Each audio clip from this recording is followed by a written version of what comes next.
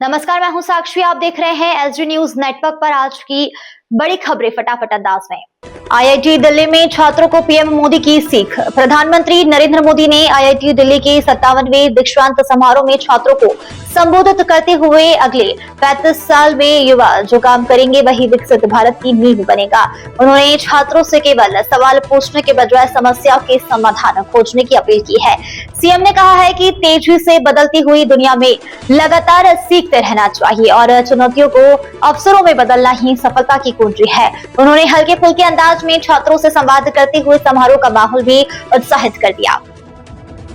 शशि थरूर बोले, आरएसएस की मूल विचारधारा बरकरार। कांग्रेस सांसद शशि थरूर ने कहा है कि आरएसएस का मूल उद्देश्य भारत को हिंदू राष्ट्र की दिशा में ले जाना है और यह विचारधारा आज भी नहीं बदली है। हालांकि उन्होंने संघ प्रमुख मोहन भागवत के हालिया बयानों को सकारात्मक संदेश बताया है और कहा है कि उनमें बदलाव दिखाई देता है। थरूर ने अगली विचारधारा वाले लोगों से संवाद करते हुए जरूरत पर उन्हें जोर दिया है। उन्होंने कहा है कि 2029 तक जेन ज़ी सबसे बड़ा वोटर समूह होगा और राजनीति को युवाओं की आशंकाओं के अनुसार बदलना होगा।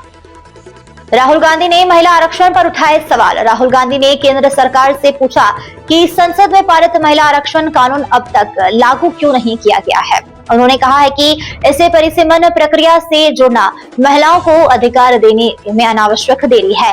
राहुल ने मांग की है कि 2023 में पारित कानून को बिना किसी अतिरिक्त शर्त के तुरंत ही लागू किया जाए। विपक्ष लगातार इस मुद्दे को उठाकर सरकार पर दबाव बना रही है। बारिश में दिल्ली एनसीआर और जम्मू कश्मीर प्रभावित। दिल्ली एनसीआर में लगातार बारिश के कारण कई इलाकों में जल भराव और ट्रैफिक जाम की स्थिति निर्मित हो चुकी है। दिल्ली के देवली इलाके में पार्किंग की दीवार गिरने से 8 वाहन क्षतिग्रस्त हो चुके हैं। वहीं जम्मू कश्मीर में भारी बारिश और लैंडस्लाइड के चलते अमरनाथ यात्रा अस्थायी रूप से रोक दी गई है। मौसम विभाग ने अगले कुछ दिनों तक खराब मौसम की चेतावनी जारी की है।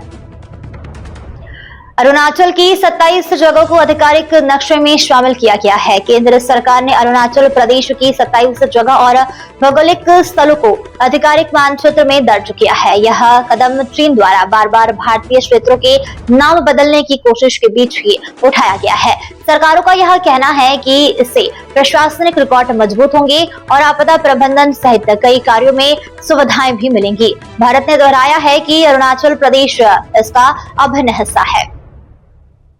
अतीक के बेटे अली और उमर पैरोल पर प्रयागराज पहुंच गए हैं। अतीक अहमद के बेटे अली और उमर को छोटे भाई अबान के जनाजे में शामिल होने के लिए पैरोल दी गई है।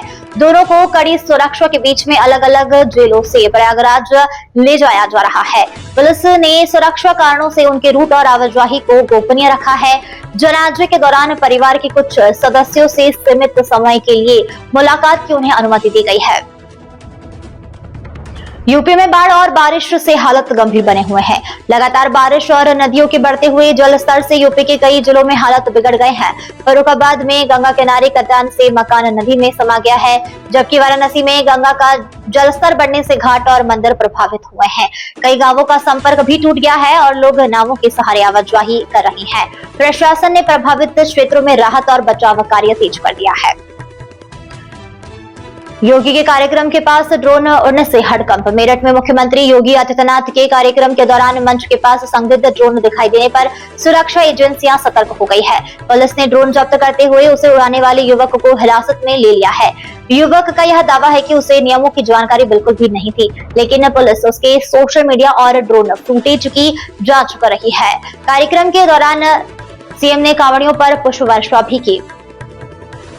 बीजेपी विधायक का नया ऑडियो विवाद में आ चुका है। बता दें आपको, यौन उत्पीड़न ने आरोपियों से घिरे हुए भाजपा विधायक विनोद सिंह का एक नया ऑडियो सामने आया है। ऑडियो में विधायक कथित तौर पर बाहुबली भाइयों के नाम लेते हुए अपनी सुरक्षा और हत्या की साजिश का जिक्र कर रहे हैं।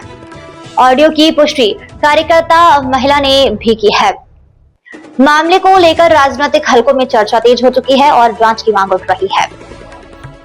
भारत पर 100% टैरिफ वाला बिल अमेरिकी सीनेट के पास है। अमेरिकी सीनेट ने रूस से तेल खरीदने वाले देश पर 100% तक टैरिफ लगाने संबंधित बिल को मंजूरी दे दी है। प्रस्तावित सूची में भारत भी शामिल है। हालांकि यह अभी कानून नहीं बना है और इसे अमेरिकी प्रतिनिधि सभा तथा राष्ट्रपति की मंजूरी मिलना भी बाकी है। यदि यह कानून बनता है तो रूस के साथ ही व्यापारिक संबंध रखने वाले देशों पर इसका व्यापक असर पड़ सकता है। इस अंक में फिलहाल इतना ही। अगले अंक में आपसे फिर होगी मुलाकात। तब तक के लिए मुझे दीजिए इजाजत। नमस्कार।